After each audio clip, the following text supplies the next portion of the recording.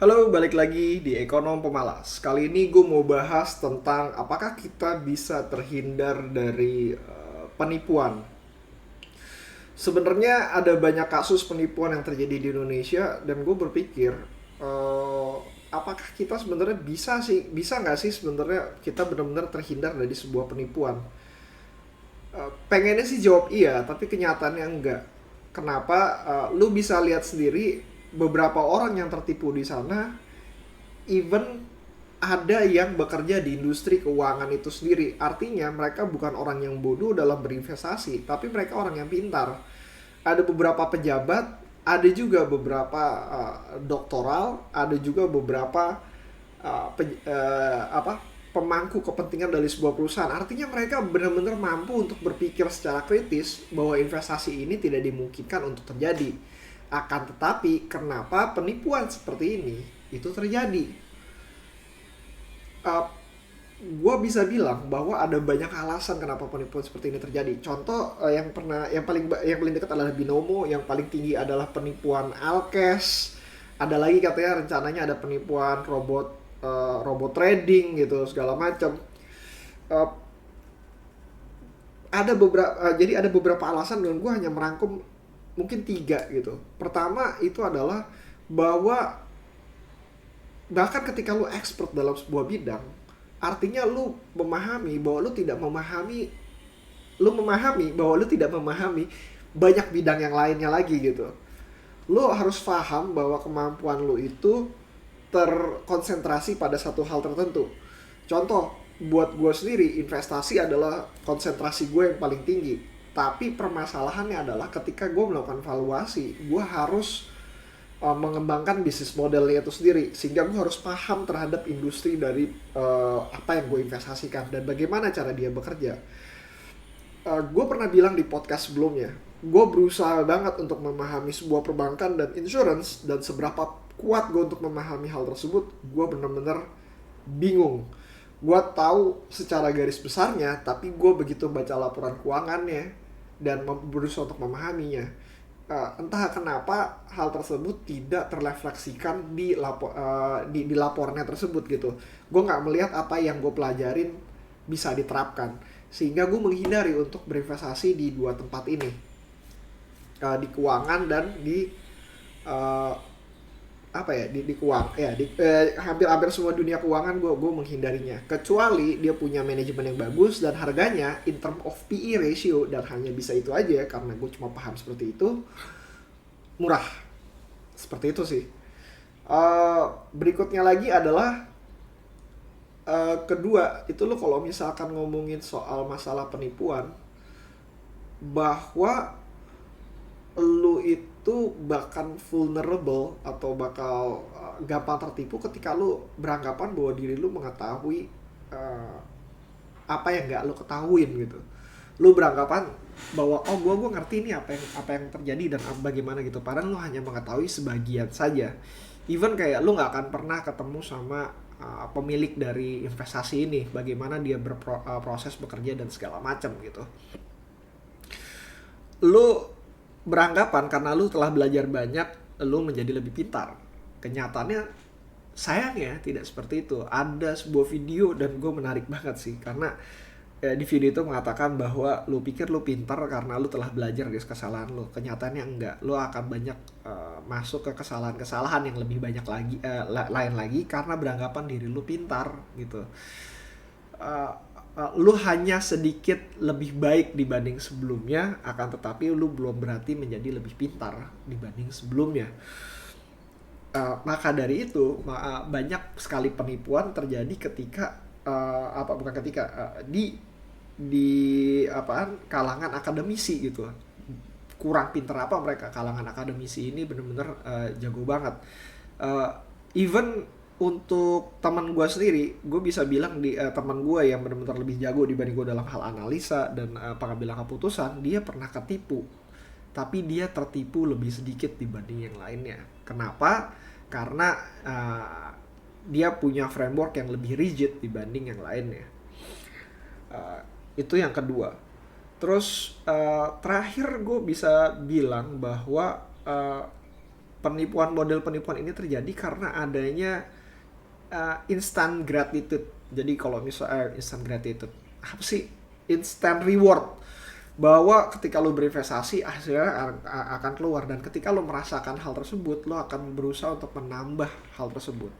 Sama layaknya kayak dunia investasi, sayangnya hal tersebut nggak akan pernah terjadi. Ketika lo berinvestasi kepada sebuah perusahaan, lo membutuhkan waktu. Warren Buffett itu baru mengakui Heinz, berinvestasi di Heinz setelah 2 tahun dia berinvestasi di Heinz. Dia sebenarnya mengakui itu jauh lebih cepat, tapi dia tidak mengambil keputusan saat itu juga gitu. Dia masih melihat bahwa masih ada keraguan di dalamnya untuk keluar dari Heinz tersebut. Tapi ya begitulah adanya gitu. Warren Buffett dan Charlie Munger sendiri berkata bahwa di industri yang mereka masukin itu sebenarnya akan terjadi, mereka akan banyak sekali melakukan kesalahan, dan expect bahwa mereka akan melakukan kesalahan dengan uang yang lebih besar lagi. Kenapa? Karena shit happens gitu. Lo gak akan pernah tahu semuanya gitu. Lo gak akan pernah tahu semuanya, dan lo hanya berusaha dengan framework yang lo milikin, lo tidak terjebak dengan sebuah kesalahan. Terus bagaimana cara menghindarinya? Gue sih beranggapan bahwa gue sempat terhindar dari investasi buruk, dari sebuah obligasi semacam obligasi yang diterbitkan oleh pemerintah, itu karena gue berbicara dengan lebih banyak expert lagi. Expert punya framework, gue punya framework, sehingga gue bisa istilahnya kita bisa saling tukar framework tersebut. Dan mungkin gue gak akan mengganti framework gue, dan dia tidak akan mengganti frameworknya, akan tetapi kita bisa saling melengkapi bahwa ada hal yang kita nggak ketahuin, itu yang pertama. Yang kedua, framework yang lo punya itu juga punya kelemahan, sehingga dengan memahami kelemahan dari framework lo tahu apa yang harus lo lakukan. Being an independent thinker itu adalah sebuah hal yang wajib lo miliki ketika lo berinvestasi. Akan tetapi jangan salah, bukan berarti lu harus berpikir seluruhnya pada keseluruhannya dari sebuah investasi itu sama lu. Mohnis Fabre pernah bilang bahwa akan jauh lebih baik kita nyolong IDs dibanding kita berpikir tentang IDs tersebut. Yang dibutuhkan adalah merefine IDs tersebut, menjadikan IDs tersebut menjadi milik lu, sehingga lu bisa berinvestasi dengan lebih baik lagi. Layaknya tadi gue bertukar informasi, gue berharap bahwa IDs ini ataupun ide investasi ini berakhir menjadi lebih baik, sehingga menjatuh pada keputusan untuk tidak berinvestasi pada obligasi tersebut gitu. Sekarang kayaknya gue nggak tahu deh, berkasus kayaknya.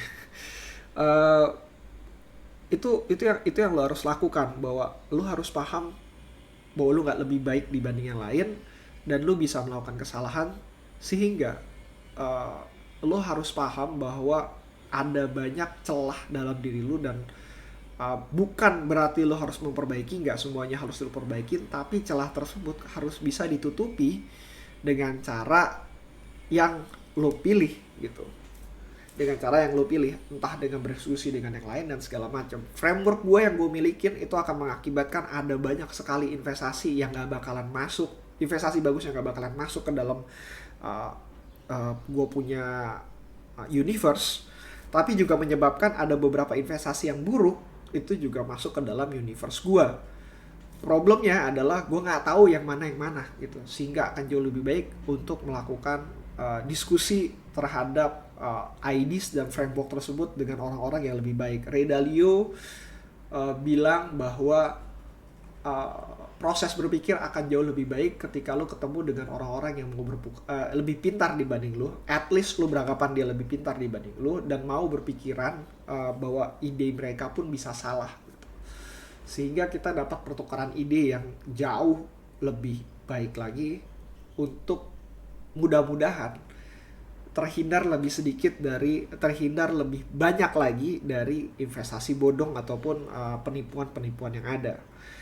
Yang kedua yang lu ketahuin adalah ketika lu benar-benar pengen masuk ke dalamnya, dan ada beberapa hal yang sebenarnya menurut gua ya udahlah, lu emang harus merasakannya, karena kalau misalnya lu nggak akan merasakannya, ya, ujung-ujungnya jadi FOMO dan lu masih nggak tahu. Dan sebagian kecil itu siapkan dana aja untuk sebagian kecil tersebut, dan lu perlu ketahui bahwa dunia ini tidak ideal. Apa yang seperti yang tadi gue bilang, apa yang kalian harapkan itu baru bisa kelihatan mungkin beberapa tahun ke depan. Sehingga ketika kalian masuk ke dalam sebuah investasi yang kalian nggak tahu nggak tahu banyak hal di dalamnya, prepare untuk kalah. Inversions always inversions, like Charlie Munger said, bahwa berpikirlah bahwa apa yang akan terjadi jika tesis ini salah. Dan ketika kalian bisa berpikir bahwa tesis ini bisa salah, kalian bisa tahu resiko yang kalian bisa dapatkan seperti apa. Kalau misalkan kalian nggak menemukan dan pengen terus masuk, ya udah lakukan dengan uang kecil dan jangan pernah melakukan yang namanya top up ataupun lain sebagainya lah gitu. Itu kayak seperti top up juga janganlah gitu. Pastikan dana kalian lebih aman, pastikan kalian terhindar lebih sedikit dari penipuan. Dan bahkan gue sendiri, gue bisa beranggapan bahwa gue pasti akan terkena penipuan, entah dalam bentuk informasi, entah dalam bentuk investasi di kedepannya, dan di sebelumnya bahkan sudah pernah terjadi. So that's it. Kalau boleh sharing dengan gue tentang cerita kalian mengalami kena penipuan dan lain sebagainya, bisa di bayutabusala@gmail.com, atau kalian bisa akses ke Instagram gue, DM aja di bayutabusala. See you again next time, bye.